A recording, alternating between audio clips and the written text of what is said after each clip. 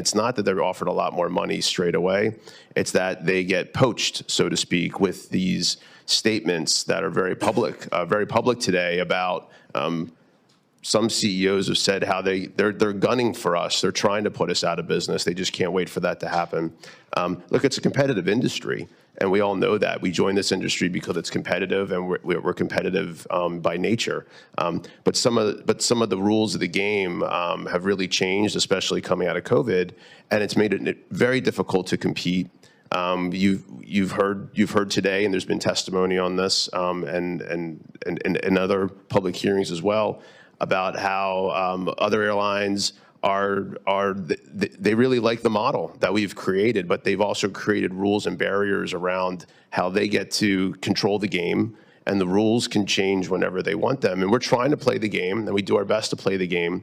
And it's been difficult at times, and certainly in the last couple of years, it's been very difficult. If I may add one more thing, is we were in a merger situation that was ultimately challenged by the Department of Justice, and then we lost that case. And that prevented us from really reacting and being able to do a lot of things for a couple of years. Now we're trying to improve our guest experience. I appreciate today's hearing, and I appreciate all of the abilities to ask these questions, because transparency is critical. If the guest or the public doesn't have trust, then what do we have?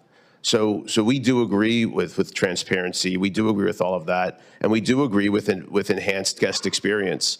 Everything in this industry is about supply and demand. It's a very powerful driver of price. It is, in fact, the most powerful driver of price is supply and demand. If our supply is reduced or lessened, then prices go up. And that's the last thing that we want to see for the American public. We believe that having a vibrant, healthy, fair system is the best way to move forward. And that includes access to slots as well at very important airports. You know, you mentioned the hub difficulty, and I think everybody in this room understands what you mean by that term and the difficulty of access. Essentially, when the gates are blocked and there are no takeoff or landing slots at those hubs, Atlanta, Chicago, some of the busiest and most popular airports, you are blocked from competing. Is that fair to say? Yes, it is fair to say. In terms of being able to have enough critical mass, having one gate or two gates allows for some access, but in order to have critical mass and truly be able to compete for the general public in those cities is very difficult if you don't have enough critical mass. And I think there's been some mention about the use of frequent flyer programs and co-branded credit card agreements. That's another source of squelching competition, is it not? The credit card programs, I believe, are successful in achieving the goals of what the airlines want, which is to create even more loyalty to those airlines. But it really starts with the dominance in certain cities. If there was more competition in those large cities, then those credit card programs would not be quite as effective, because then there'd be a lot more choice for the customers in those cities to choose who do they really want to fly with, or do they feel locked in to who they must fly with. And the practical consequence to consumers is that, take fees. The major airlines have the power to march lockstep in a parallel way.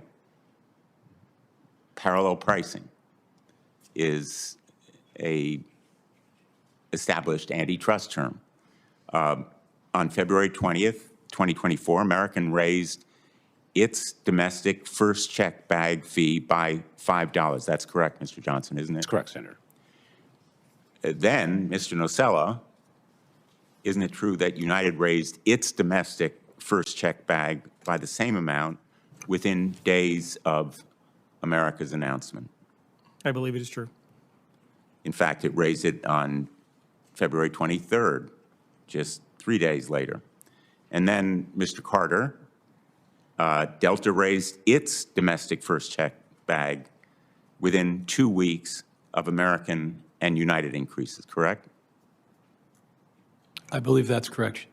So this is the reason why we've asked for the Department of Transportation, in the letter that we made a part of the record today, to look into some of these practices, because this kind of anti-competitive conduct, or the symptoms and evidence of it, I think requires a deeper look.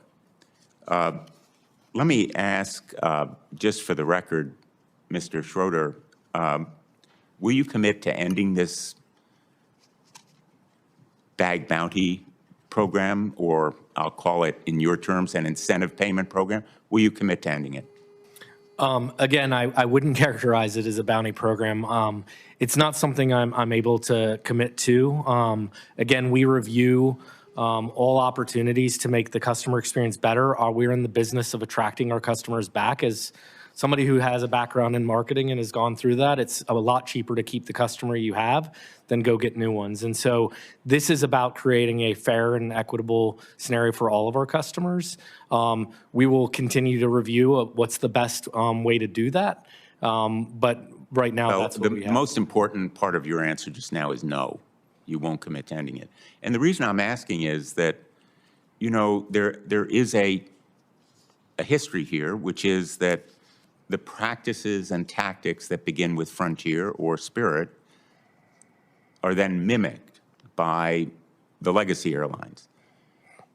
You have been at the vanguard of low-cost airlines and the charging of fees to make up for the lower cost of the basic fares, and that kind of business model has been mimicked or followed by the legacy airlines. And so a tactic like this one is important, not just for Frontier, but for the industry in general. And that's why I'm going to ask every one of the witnesses here today, will you commit on behalf of your companies not to adopt this payment incentive program? We'll use your terms. Mr. Johnson. Absolutely, Senator. Mr. Carter. Senator, it's not a business practice we would ever endorse. Mr. Nocella. We also agree it's also very inconsistent with our brand. We will not do it. Let me point out that we've been talking about the consolidation within the industry that has enabled 4 airlines. Southwest is not here today because they don't charge these fees, or they haven't until now. There's some talk about their beginning to charge seat assignment fees, but that's the reason they weren't included in the investigation. But those 4 airlines control 70% of the market. And that's the reason, or that's the result of airline consolidation beginning in 2008. Delta merged with Northwest. United merged with Continental. Southwest acquired Air Trans. American merged with U.S. Airways. Alaska Airlines has acquired Virgin America. I opposed a number of these mergers and acquisitions. The Department of Justice went to court against the recent proposed merger of Spirit and JetBlue. But the horse was out of the barn by that point. And so I think that we have work to do in this area, and I hope the Department of Transportation will begin it.